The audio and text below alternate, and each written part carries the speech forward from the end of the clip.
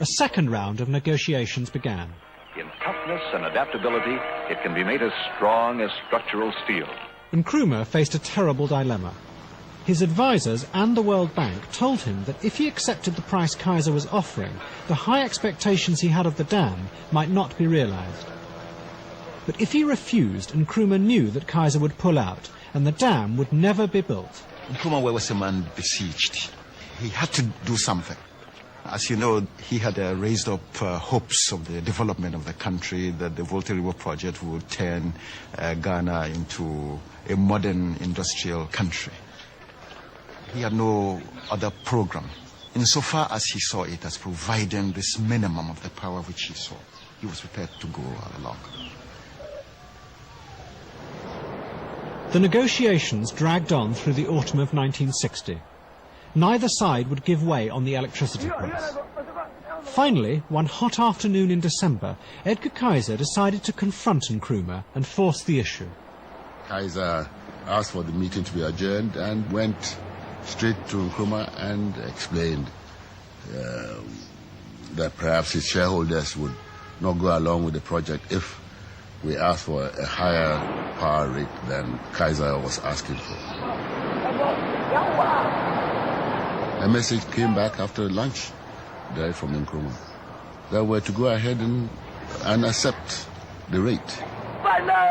He wanted the project at all costs.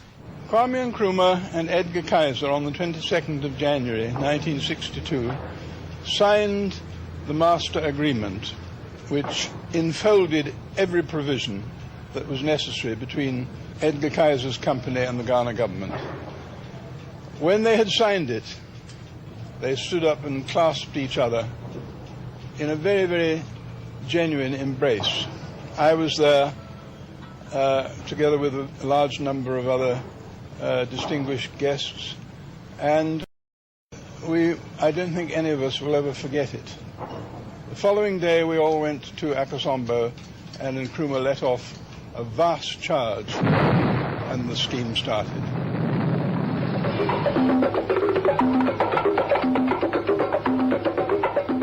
Yes, I suppose you can say Kaiser used Nkrumah, but if that makes Nkrumah passive, that would be inaccurate, because Nkrumah also used Kaiser. The question is, whose end of the bargain came out better? Nkrumah would seem to have been going into an area with so many unknowns. One can say that while he was pursuing power, power slipped through his fingers. But even as Nkrumah and Edgar Kaiser celebrated, other forces were becoming involved in the scheme. The dam was now a hostage in the vicious confrontations of the Cold War.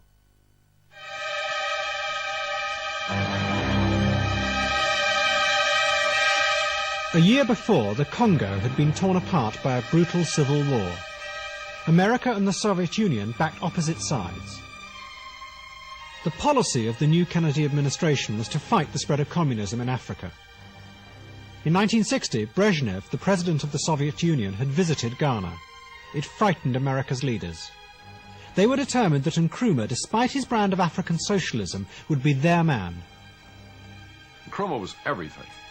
He was everything, politically, economically, psychologically, culturally, and so on. He just absolutely dominated the scene.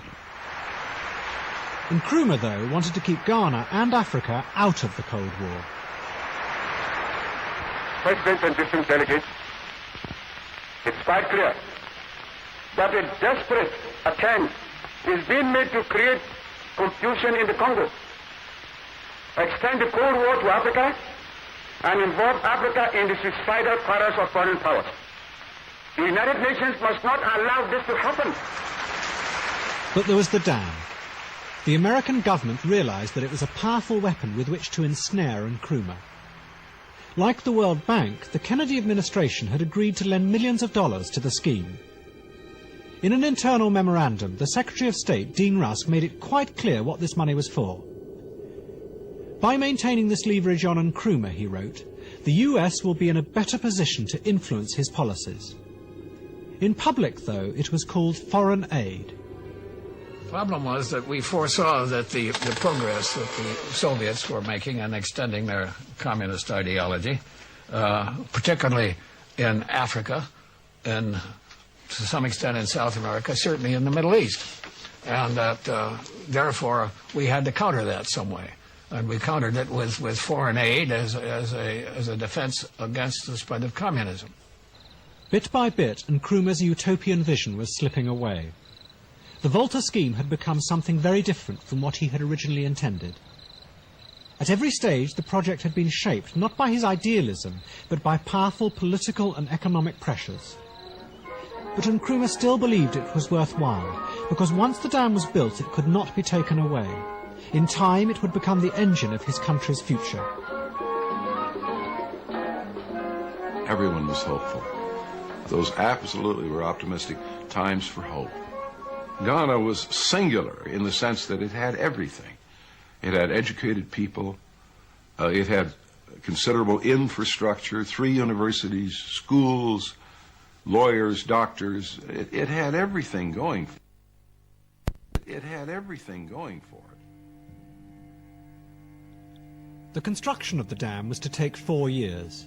Throughout Ghana, factories and roads began to be built, the foundations of the industrial revolution that would be powered by the dam.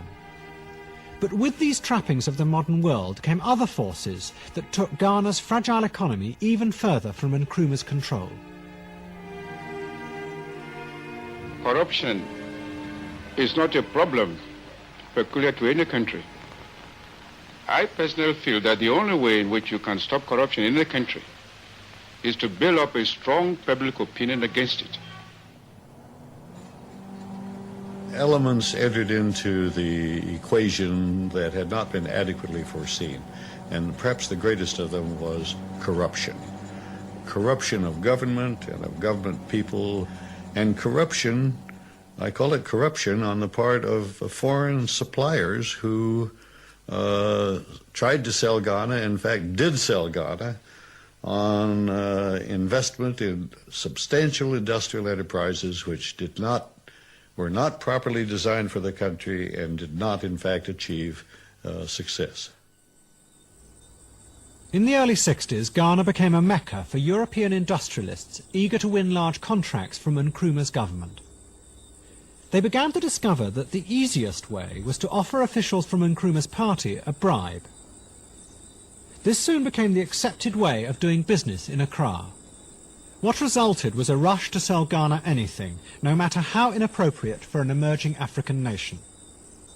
Vast sums of Ghana's precious foreign currency were spent on these projects. Then, in 1964, Nkrumah's industrial experiment received another body blow.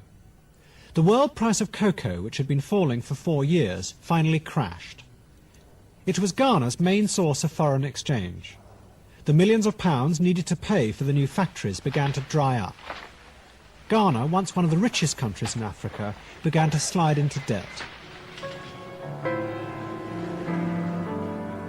Show me the river, take me across, and wash all my troubles away.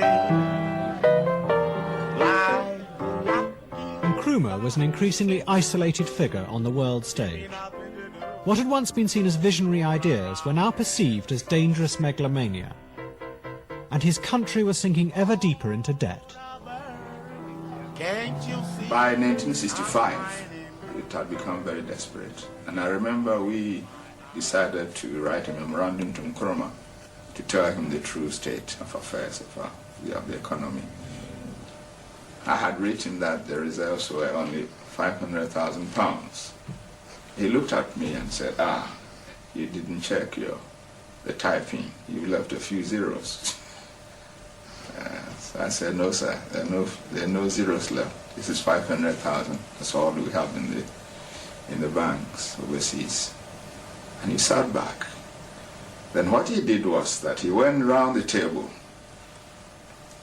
He went to everyone who was seated there, the meeting, and asked them, Frimpong says we have 500,000. Is he right? Do you agree with him? And everybody said yes. That was the first time the whole cabinet, acknowledged to the president that Ghana was bankrupt. A river.